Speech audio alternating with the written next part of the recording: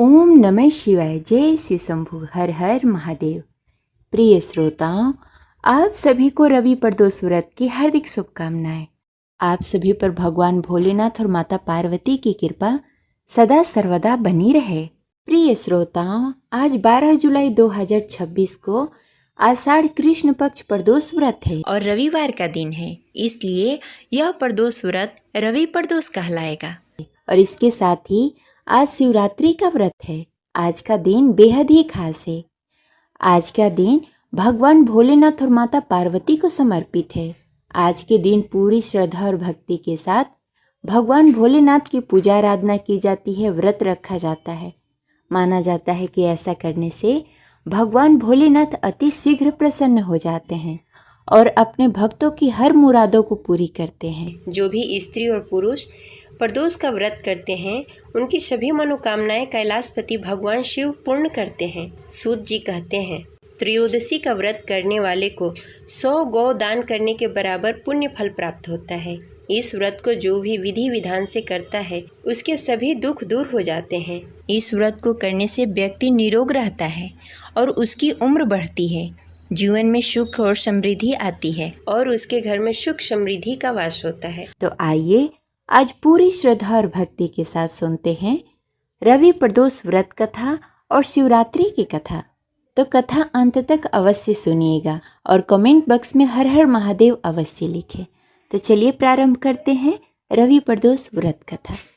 कथा शुरू करने से पहले इस वीडियो को लाइक करके कमेंट बॉक्स में हर हर महादेव अवश्य लिखें। कथा शुरू करने से पहले इस वीडियो को लाइक करके कमेंट बॉक्स में हर हर महादेव अवश्य लिखें।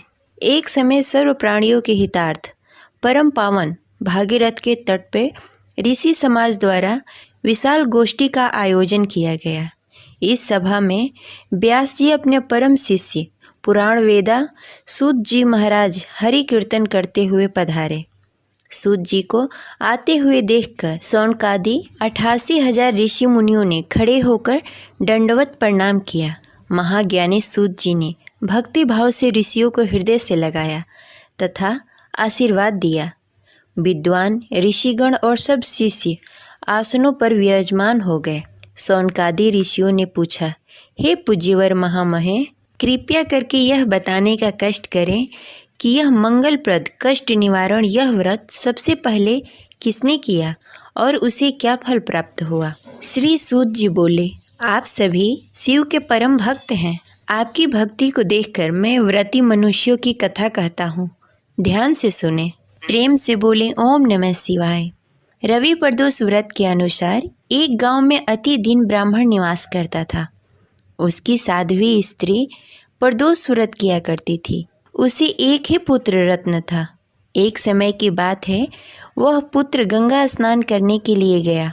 दुर्भाग्यवश मार्ग में चोरों ने उसे घेर लिया और वे कहने लगे कि हम तुम्हें मारेंगे नहीं, तुम अपने पिता के गुप्त धन के बारे में हमें बता दो। बालक दीन भाव से कहने लगा कि हे बंधु, हम अत्यंत दुखी दीन हैं, हमारे पास धन कहाँ है। तब चोरों ने कहा, तेरी इस पोटली में क्या बंधा है। बालक ने निसंकोच होकर कहा, मेरी माँ ने मेरे लिए रोटियां दी है। यह सुनकर चोरों ने अपने साथियों से कहा कि साथियों, यह बहुत ही दीन दुखी मनुष्य है, अतः हम किसी और को लूटेंगे। इतना कहकर चोरों ने उस बालक को जाने दिया। बालक वहाँ से चलते हुए एक नगर में पहुँचा। नगर के पास एक बरगद का पेड़ था।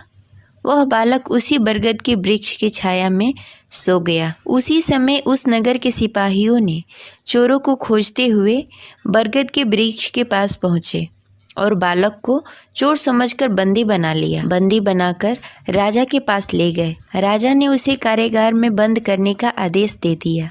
ब्राह्मणी का लड़का जब घर नहीं लौटा, तब उसे अपने पुत्र की बड़ी चिंता हुई। अगले दिन प्रदोष व्रत था। ब्राह्मणी ने प्रदोष व्रत किया और भगवान शंकर से मन ही मन अपने पुत्र की कुशलता का प्रार्थना करने लगी। भगवान शिव ने उस ब्राह्मणी की प्रार्थना स्वीकार कर ली। उसी रात्रि भगवान शिव ने उस राजा को स्वप्न में आदेश दिया कि वह बालक चोर नहीं है, उसे प्रातःकाल छोड़ दे, अन्यथा उसका सारा राज वैभव नष्ट हो जाएगा। प्रातःकाल राजा ने शिव जी की आज्ञानुसार उस बालक को कारागार से मुक्त कर दिया। बालक ने अपनी सारी कहानी राजा को सुनाई। सारा वृतांत सुनकर राजा ने अपने सिपाहियों को आदेश दिया कि उस बालक को उसके घर छोड़ दिया जाए। सिपाहियों ने बालक को उसके अपने घर पहुंचा दिया और उसके माता पिता को राज दरबार में बुलाया। उसके माता पिता बहुत ही भयभीत थे। राजा ने उसे भयभीत देखकर कहा कि आप भयभीत न हो, आपका बालक निर्दोष है। राजा ने ब्राह्मण को 5 गांव दान में दिया, जिससे वे सुखपूर्वक अपना जीवन व्यतीत कर सके। भगवान शिव की कृपा से ब्राह्मण परिवार आनंद से रहने लगा। अतः जो मनुष्य रवि प्रदोष का व्रत करता है वह सुखपूर्वक और निरोग होकर अपना जीवन व्यतीत करता है। अतः उसके जीवन में खुशहाली आती है। यह रही रवि प्रदोष व्रत कथा। अब चलिए सुनते हैं भगवान शिव की दूसरी कथा। पूर्व काल में चित्रभानु नामक एक शिकारी था। जानवरों की हत्या करके वह अपने परिवार का पालन पोषण करता था। वह एक साहूकार का कर्जदार था, लेकिन शिकारी साहूकार का ऋण नहीं चुका सका। इस कारणवश साहूकार ने शिकारी को शिव मठ में बंदी बना लिया। संयोग से उस दिन शिवरात्रि थी। शिकारी ध्यान मग्न होकर शिव संबंधित धार्मिक बातें सुनता रहा। चतुर्थी को उसने शिवरात्रि की कथा भी सुनी। संध्या होते ही साहूकार ने उसे अपने पास बुलाया और ऋण चुकाने के विषय में बात की। शिकारी अगले दिन सारा ऋण लौटा देने का वचन देकर बंधन से छूट गया। अपनी दिनचर्या की भांति वह जंगल में शिकार के लिए निकला, लेकिन दिन भर बंदी गृह में रहने के कारण भूख प्यास से व्याकुल था। शिकार करने के लिए वह एक तालाब के किनारे बेल वृक्ष पे पड़ाव बनाने लगा। बेल वृक्ष के नीचे शिवलिंग था, जो बेलपत्रों से ढका हुआ था। शिकारी को उस शिवलिंग के बारे में पता न चला। पड़ाव बनाते समय उसने जो टहनियाँ तोड़ी वह संयोग से शिवलिंग पे गिरी। इस प्रकार दिन भर भूखे प्यासे शिकारी का व्रत भी हो गया और शिवलिंग पे बेलपत्र भी चढ़ गए। एक प्रहर रात्रि बीत जाने पर एक गर्भवती मिर्गी तालाब पर पानी पीने पहुंची। शिकारी ने धनुष पर तीर चढ़ाकर ज्यों ही प्रत्यंचा खींची, मिर्गी बोली, मैं गर्भवती हूँ, शीघ्र ही प्रसव करूँगी। तुम एक साथ 2 जीवों की हत्या करोगे, जो ठीक नहीं है। मैं अपने बच्चे को जन्म देकर शीघ्र ही तुम्हारे सामने प्रस्तुत हो जाऊँगी, तब तुम मुझे मार लेना। शिकारी ने प्रत्यंचा ढीली कर दी और मिर्गी झाड़ियों में लुप्त हो गई। कुछ ही देर बाद एक और मिर्गी उधर से निकली। शिकारी के प्रसन्नता का ठिकाना न रहा।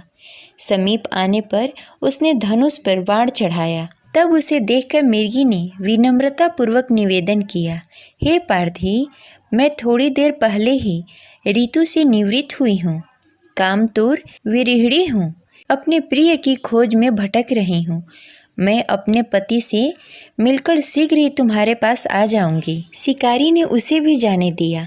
2 बार शिकार खोकर उसका माथा ठनका। वह चिंता में पड़ गया। रात्रि का आखिरी प्रहर बीत रहा था। तभी एक अन्य मिर्गी अपने बच्चे के साथ उधर से निकली। शिकारी के लिए स्वर्णिम अवसर था। उसने धनुष पे तीर चढ़ाने में देर न लगाई। वह तीर छोड़ने ही वाला था कि मिर्गी बोली, हे पार्थी, मैं इस बच्चे को उसके पिता के हवाले करके लौट आऊँगी। इस समय मुझे मत मारो। शिकारी हंसा और बोला, सामने आए शिकार को छोड़ दूँ? ऐसा मैं 2 बार कर चुका हूँ। मैं इतना बड़ा मूर्ख नहीं हूँ। मेरे बच्चे भूख प्यास से तड़प रहे होंगे। उत्तर में मिर्गी ने फिर कहा, जैसे तुम्हें अपने बच्चों की ममता सता रही है, ठीक वैसे ही मुझे भी अपने बच्चों की ममता सता रही है। इसलिए सिर्फ बच्चों के नाम पर मैं थोड़ी देर के लिए जीवन दान मांग रही हूँ। हे पारधी, मेरा विश्वास करो, मैं इन्हें उनके पिता के पास छोड़कर तुरंत लौटने की प्रतिज्ञा करती हूँ। मिर्गी का दीन स्वर सुनकर शिकारी को उस पर दया आ गई। उसने उस मिर्गी को भी जाने दिया। शिकार के अभाव में बेल वृक्ष पर बैठा हुआ शिकारी बेलपत्र तोड़ तोड़कर नीचे फेंकता जा रहा था। जैसे ही सुबह होने को हुई, तब एक हष्ट-पुष्ट मिर्ग उसके रास्ते में आया। शिकारी ने सोच लिया कि इसका शिकार अवश्य करूँगा। शिकारी की तनी प्रत्यंचा देखकर मृग विनीत स्वर में बोला, हे पार्थी भाई, यदि तुमने मुझसे पूर्व आने वाली 3 मृगियों तथा छोटे छोटे बच्चों को मार डाला है तो मुझे भी मारने में विलंब न करो, ताकि उनके वियोग में मुझे एक क्षण के लिए दुख न सहना पड़े। मैं उन मृगियों का पति हूँ। यदि तुमने उन्हें जीवन दान दिया है तो मुझे भी कुछ क्षण के लिए जीवन दान देने की कृपा करो। मैं उनसे मिलकर तुम्हारे सामने उपस्थित हो जाऊंगा। मृग की बात सुनते ही शिकारी के सामने पूरी रात का घटना चक्र घूम गया। उसने सारी कथा मृग को सुना दी। तब मृग ने कहा, मेरी तीनों पत्नियां जिस प्रकार प्रतिज्ञाबद्ध हो गई हैं, मेरी मृत्यु से अपने धर्म का पालन न कर पाएंगी। अतः जैसे तुमने उन्हें विश्वास पात्र मानकर छोड़ा है, वैसे ही मुझे भी जाने दो। मैं उन सबके साथ तुम्हारे सामने शीघ्र ही उपस्थित हो जाऊंगा। उपवास, रात्रि जागरण तथा शिवलिंग पर बेलपत्र चढ़ाने से शिकारी का हिंसक हृदय निर्मल हो गया था। उसमें भगवत शक्ति का वास हो गया था। धनुष तथा बाण उसके हाथ से सहज ही छूट गए। भगवान शिव की अनुकंपा से उसका हिंसक हृदय कारुणी भावों से भर गया। वह अपने अतीत के कर्मों को याद करके पश्चाताप की ज्वाला में जलने लगा। थोड़ी ही देर बाद मृग सपरिवार शिकारी के समक्ष उपस्थित हो गया ताकि वह उसका शिकार कर सके, किंतु जंगली पशुओं की ऐसी सत्यता, सात्विकता एवं सामूहिक प्रेम भाव को देखकर शिकारी को बड़ी ही ग्लानि हुई। उसके नेत्रों में आंसुओं की झड़ी लग गई। उस मृग परिवार को न मारकर शिकारी ने अपने कठोर हृदय को जीव हिंसा से हटाकर सदा के लिए कोमल एवं दयालु बना लिया। देवलोक के समस्त देव समाज भी इस घटना को देख रहे थे। उनके ऐसा करने पर भगवान शंकर ने प्रसन्न होकर तत्काल उसे अपने दिव्य स्वरूप का दर्शन कराया तथा उन्हें सुख समृद्धि का वरदान देकर और अंतर ध्यान हो गए। यह रही रवि प्रदोष व्रत कथा। आशा करते हैं आपको यह कथा अच्छी लगी होगी, तो इस वीडियो को लाइक करें और ज़्यादा से ज़्यादा लोगों को शेयर करें। मिलते हैं अगले वीडियो में, तब तक के लिए हर हर महादेव। जय शिव शंभू।